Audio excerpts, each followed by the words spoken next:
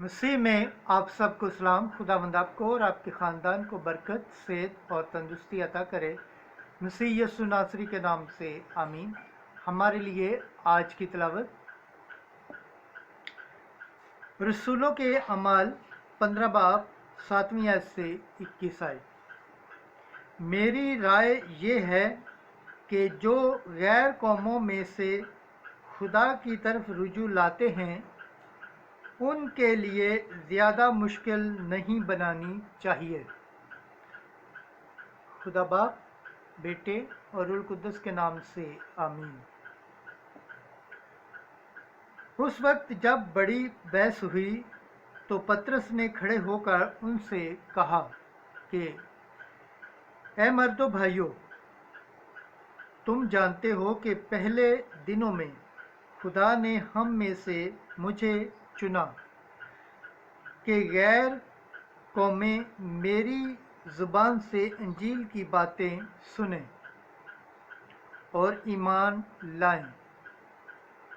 और खुदा ने जो दिलों को जानता है उनकी गवाही दी, क्योंकि उनको भी हमारी तरह रूह कुद्दस बख्शा और ईमान से उनका दिल पाक करके हम में और उनमें कुछ फ़र्क न रखा। बस तुम क्यों खुदा को आजमाते हो कि शागिर्दों की गर्दन पर ऐसा जुआ रखते हो जिसको ना हमारे बाप दादा और ना हम उठा सकते हैं थे। हालांकि हमें यकीन है कि उन्हीं की तरह हम भी खुदावन यस्सु मसीह के फजल ही से निजात पाएंगे। तब सारी जमात चुप रही और बरनबास और पौलुस ने ये बयान सुनने लगी कि खुदा ने कैसे करिश्मे और करामतें उनके वसीला से गैर कौमों में जाहिर की। जब वो खामोश हुए तो याकूब खिताब करके कहने लगा कि ए मर्दो भाइयों, मेरी सुनो। शमाउन ने बयान किया है कि किस तरह खुदा ने पहले गैर कौमों पर नज़र की कि उनमें से एक उम्मत अपने नाम के लिए चुनी। और अंबिया की बातें भी इसके मुताबिक हैं। चुनाचे लिखा है कि बाद अज़ा में फिर आऊँगा और दाऊद के गिरे हुए मस्कुन को अस्तवार करूँगा। मैं उसके रखनों को मरम्मत करूँगा और उसे दोबारा नस्ब करूँगा, ताकि बनी आदम का बकिया यानी वो सब अक़वाम खुदावंद को तलाश करें जो मेरे नाम की कहलाती हैं। यूं वही खुदावंद फरमाता है जिसने इब्तदा से इन बातों को जाहिर किया। बस मेरी राय ये है कि जो गैर कौमों में से खुदा की तरफ रुजू लाते हैं उन्हें तकलीफ़ न देनी चाहिए, मगर लिख कर ताकीद की जाए कि बुतों के मकरूहात और हरामखारी और गला घूंटे हुए जानवरों और लहू से परहेज़ करें,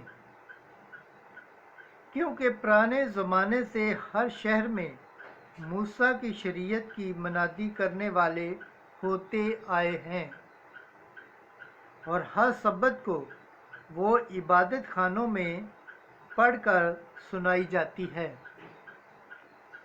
खुदावंद के पाक कलाम पढ़े और सुने जाने पर खुदावंद की बरकत हो, खुदावंद का शुक्र हो। आमीन। आज का ज़बूर पढ़ा जाएगा, ज़बूर 95, पहली आयत से तीसरी और 10वीं आयत। जमाती जवाब। सब उम्मतों में उसके अजीबात बयान करो, हालेलुया। है तमाम ममालिक खुदावंद के लिए गाओ, खुदावंद के लिए गाओ, उसके नाम को मुबारक कहो। जमाती जवाब। सब उम्मतों में उसके अजीबात बयान करो, रोज़ बरोज़ उसकी निजात की बिशारत दो, कौमों में उसके जलाल का और सब उम्मतों में उसके अजीबात का बयान करो। जमाती जवाब। सब उम्मतों में उसके अजीबात बयान करो, कौमों के दरमियान मनादी करो कि खुदावंद सल्तनत करता है, उसने जहान कायम किया है कि वो जुम्मश न खाए, वो उम्मतों का रास्ते से इंसाफ करता है। जमाती जवाब। सब उम्मतों में उसके अजीबात बयान करो। खुदावंद के पाक कलाम पढ़े और सुने जाने पर खुदावंद की बरकत हो, खुदावंद का शुक्र हो, आमीन। नारे हम्द। Hallelujah, hallelujah, hallelujah. मसीह जी उठा है, वो जिसने तमाम चीज़ें खलक की और सब आदमियों पर अपना रहम फरमाया है। हालेलुया। आज की अंजील मुकद्दस यूहन्ना के मुताबिक 15 बाब 9वीं आयत से 11वीं आयत। मेरे प्यार में कायम रहो और तुम्हारी खुशी कामिल हो जाएगी।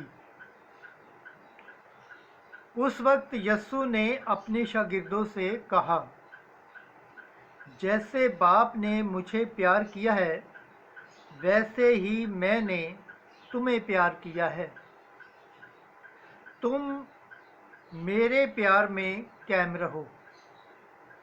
अगर तुम मेरे हुक्मों पर अमल करोगे तो मेरे प्यार में कायम रहोगे, जिस तरह मैंने अपने बाप के हुक्मों पर अमल किया है और उसके प्यार में कायम हूँ।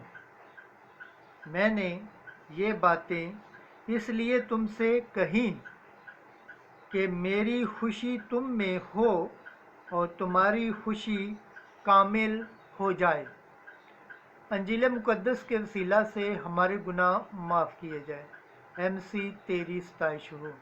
खुदावंद के पाक कलाम पढ़े और सुने जाने पर खुदावंद की बरकत हो, खुदावंद का शुक्र हो, आमीन। खुदा बाप, बेटे और रूह कुद्दस के नाम से आमीन।